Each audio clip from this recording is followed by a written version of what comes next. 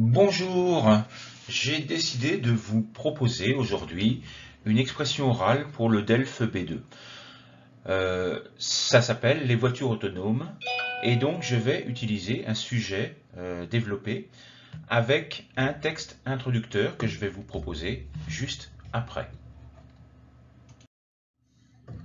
Alors, voilà le texte introducteur. Mais avant toute chose, je voudrais vous rappeler les caractéristiques du DELF B2 pour la production orale.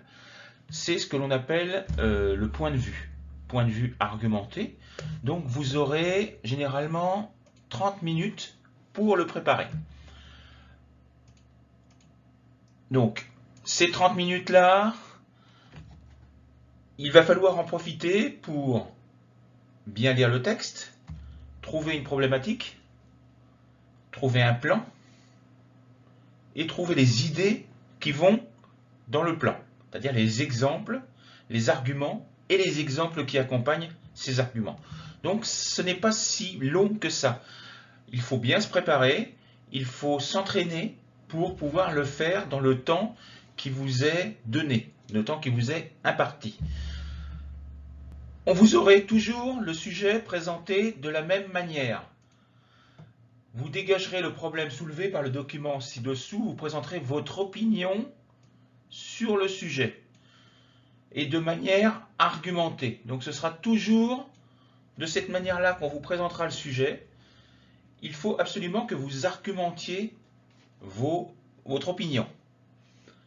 Et dans un deuxième temps, nous le verrons tout à l'heure, vous répondez aux questions des membres du jury. Donc je vous lis rapidement le texte.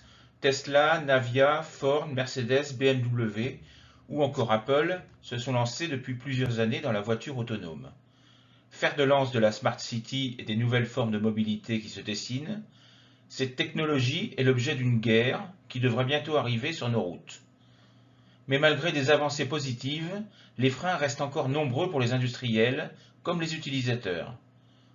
Encore inimaginable il y a quelques années, la technologie a rattrapé le rêve pour devenir une réalité qui se dessine lentement, mais sûrement, dans l'avenir des Français. Donc, vous avez ce texte-là, et il va falloir que vous trouviez le thème principal. Alors, le thème principal ici, il est assez simple, ce sont les voitures autonomes, et le texte nous rappelle que ils sont nombreux à être sur les rangs pour obtenir les premiers cette voiture autonome, mais qu'ils font face encore, qu'ils sont confrontés à de nombreuses difficultés. Et on peut se poser si dans l'avenir nous aurons finalement une voiture autonome. Donc nous allons voir maintenant l'introduction et donc les éléments qu'il faut que vous présentiez. Donc nous allons voir comment développer l'introduction. Donc dans un premier temps, il va falloir que vous ouvriez le sujet et que vous démontriez l'intérêt du thème. Donc c'est assez simple ici, vous expliquez, comme je vous l'ai dit tout à l'heure, que de nombreux constructeurs ont décidé de mettre en place une politique, on va dire, innovante pour être les premiers à obtenir le fameux sésame, c'est-à-dire la voiture autonome que tout un chacun pourrait utiliser. Et c'est le sujet principal du texte que nous avons à étudier aujourd'hui.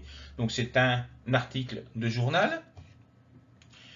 Il va falloir, normalement il faut montrer le titre. Ici il n'y en a pas, donc inutile de l'expliquer. Par contre, vous avez un auteur, Anne Taffin. Vous avez une date, 4 octobre 2019. Et vous avez une source, madines.com. Donc tout ça, vous allez pouvoir l'expliquer et vous allez dire que le texte que nous allons étudier aujourd'hui a été écrit par Anne Taffin. Il a été publié sur le site internet madines.com le 4 octobre 2019. Vous avez fini la présentation de votre texte. Maintenant, il va falloir le résumer. Le résumé, c'est assez simple. Il va falloir tout simplement dire que les constructeurs se bagarrent, entre parenthèses, se battent pour être les premiers à obtenir cette nouvelle technologie parce que ça va être source d'un revenu considérable pour ces entreprises, mais que ces entreprises, encore aujourd'hui, font face à des difficultés technologiques et on peut se demander d'ici combien de temps nous aurons réellement des voitures autonomes sur la route. Ensuite, il va falloir présenter une problématique. La problématique, ça va être une question, toujours une question, que vous allez vous poser par rapport à ce sujet. Il y a beaucoup de problématiques possibles. Vous pouvez tout simplement dire les voitures autonomes sont-elles adaptées à la conduite actuelle? Les voitures autonomes ne sont-elles pas encore trop dangereuses pour notre système actuel? Il y a plein de solutions. Donc là, moi, je vais vous en proposer une après, mais il y en a beaucoup d'autres. Et ensuite, il faudra présenter un plan, c'est-à-dire la manière par laquelle vous allez répondre à cette problématique. Je vais m'expliquer plus clairement juste après. Alors, j'ai choisi comme problématique, les voitures autonomes sont-elles réellement sans danger et pouvons-nous croire en ces nouvelles technologies?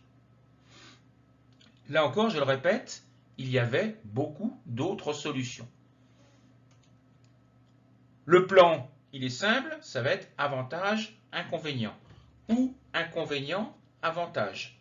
Tout va dépendre de ce que vous allez dire en conclusion. En conclusion, je vous rappelle, vous devez donner votre point de vue.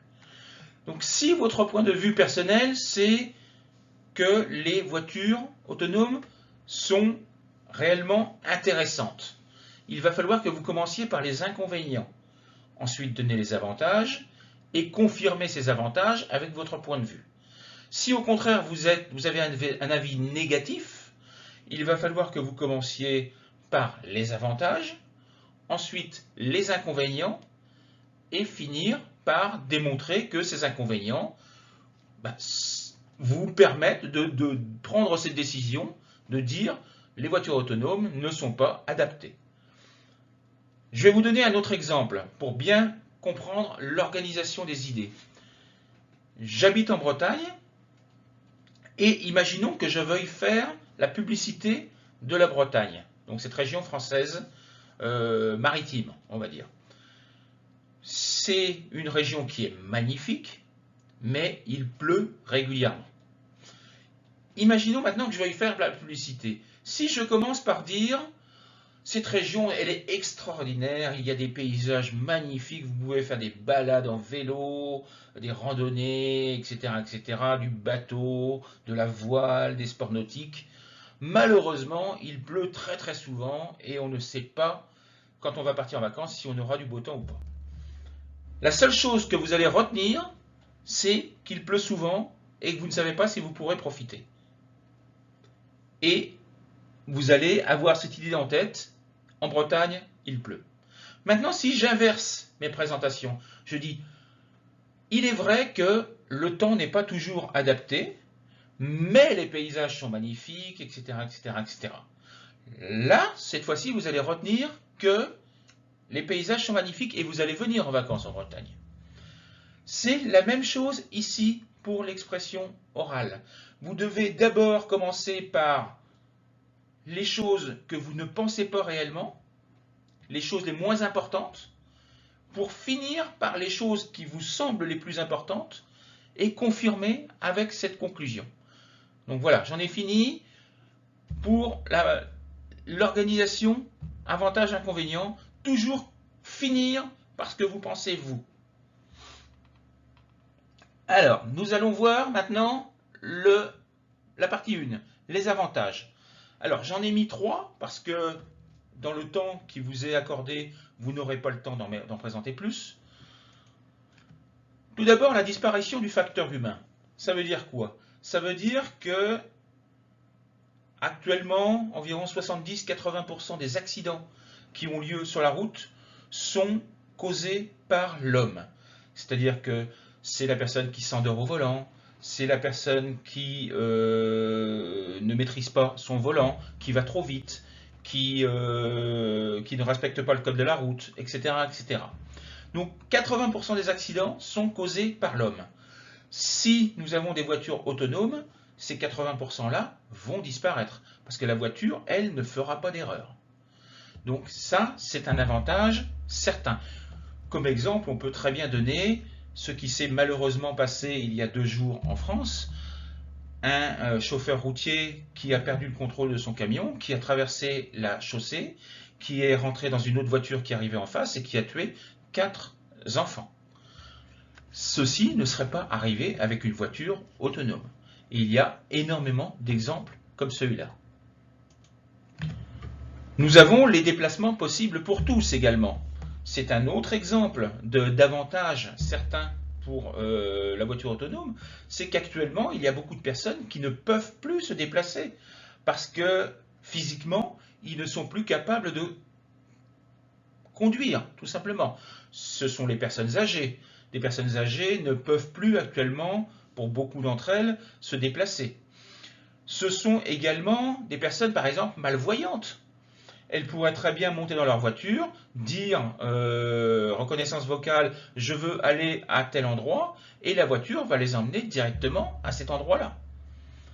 Ce sont également, imaginons en cas de fête de fin d'année, anniversaire, etc., des gens ont trop bu d'alcool, ne peuvent pas conduire, la voiture les ramènera tranquillement à la maison sans aucun danger. Donc c'est quand même un avantage certain pour les voitures autonomes. Un troisième avantage qui est évident, c'est que la voiture respectera toujours le code de la route.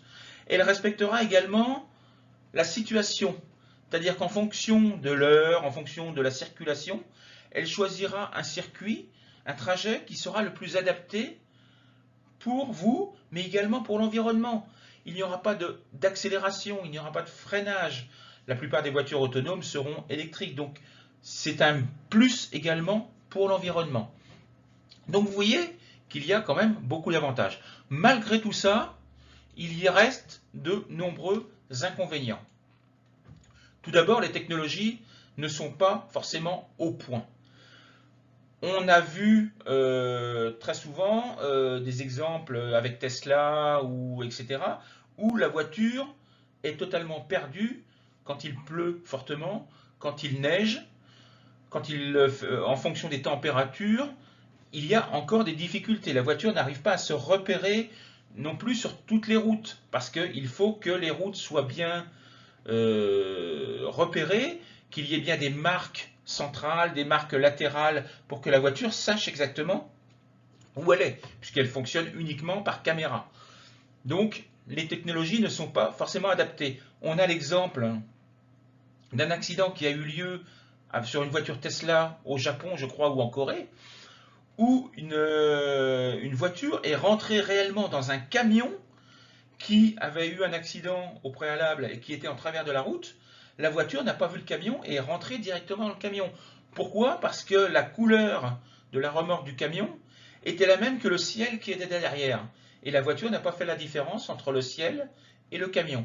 Donc vous voyez qu'il y a encore de grosses difficultés par rapport à ça. Il y a les formalités administratives. On revient sur cet accident qui a eu lieu au Japon. Qui est responsable? Est-ce que c'est le conducteur qui aurait dû rester vigilant et maintenir les mains sur le volant? Donc premièrement, est-ce que c'est le conducteur? Deuxièmement, est-ce que c'est le constructeur? Est-ce que c'est Tesla qui est responsable de cet accident? Troisièmement, est-ce que c'est le concepteur du logiciel, du GPS, qui est responsable? L'assurance va se remettre sur l'ensemble de ces acteurs et chacun va dire que c'est la faute de l'autre. Donc ça risque de poser de gros problèmes au niveau responsabilité, au niveau assurance en cas d'accident. Et puis, il y a un risque d'ingérence informatique. Qui nous dit que des spécialistes, des hackers spécialistes en informatique ne vont pas prendre le contrôle de nos voitures et pouvoir les déplacer, les voler comme ils le souhaitent, tout simplement à distance avec un ordinateur? C'est un risque qu'il faut prendre en compte. Regardez ce qui s'est passé cette semaine pour l'entreprise Garmin. Je ne sais pas si vous connaissez, les montres Garmin notamment, donc qui utilisent un système GPS. Et le site Garmin a été hacké. Et de nombreux avions aux États-Unis sont restés cloués au sol parce que les GPS avaient été hackés et ne fonctionnaient plus. Donc, est-ce que ça risque pas d'arriver sur des voitures? Donc, c'est quand même un risque énorme de se faire pirater sa voiture et de ne plus avoir accès du tout, de ne plus avoir de contrôle sur sa propre voiture. Donc, vous voyez qu'il y a des avantages, c'est vrai, mais il y a également beaucoup d'inconvénients. C'est pour ça que j'ai commencé dans ce sens-là, parce que moi, personnellement, je suis défavorable, pour le moment, au système de la voiture autonome, parce qu'il y a trop de facteurs inconnus. Il y a trop de risques que l'on ne connaît pas. Donc ça, c'est mon avis personnel. Et puis, vous devez toujours à la fin ouvrir sur un nouveau sujet, c'est-à-dire une nouvelle problématique à laquelle vous n'allez pas répondre, mais qui va montrer aux membres du jury que vous êtes capable d'aller au-delà du sujet. Vous pouvez tout simplement dire que les entreprises américaines comme Tesla et les autres ne se limitent pas à la voiture autonome, mais ils réfléchissent également à d'autres moyens de locomotion innovants, comme par exemple l'Hyperloop qui a été également développé par Elon Musk, qui est donc le patron de Tesla. L'Hyperloop, c'est un train à très très grande vitesse qui dépasse les 1000 km/h, donc qui va plus vite qu'un avion, mais qui lui aussi pose des difficultés puisqu'il doit aller tout droit, c'est-à-dire qu'il n'est pas question qu'il fasse un virage. Donc Paris-Bordeaux, ce sera tout droit, il coupe tout ce qui vient en face, il n'a pas le droit de prendre de virage. Il y a des difficultés forcément technologiques. Alors, est-ce que ces difficultés seront résolues dans l'avenir? Est-ce que d'ici 20 ou 30 ans ou 50 ans, nous aurons des voitures partout dans les rues? Est-ce que, comme dans le film 5e élément de Luc Besson, nous aurons des voitures volantes? Est-ce que les taxis seront volants, seront sur plusieurs étages, etc., etc. Les autoroutes seront peut-être superposées les unes aux autres au niveau. On ne sait pas ce qui va se passer. Beaucoup d'entre nous ne le vivront pas, mais c'est une question que l'on peut se poser. Alors, dans la partie suivante, il faudra que vous répondiez aux questions des membres du jury. Alors, ces questions, ils vont vous demander par exemple, vous avez dit ça, est-ce que vous pourriez développer? Vous n'avez pas dit ça, est-ce que vous pourriez nous expliquer? Donc, ça va être des questions de ce type-là.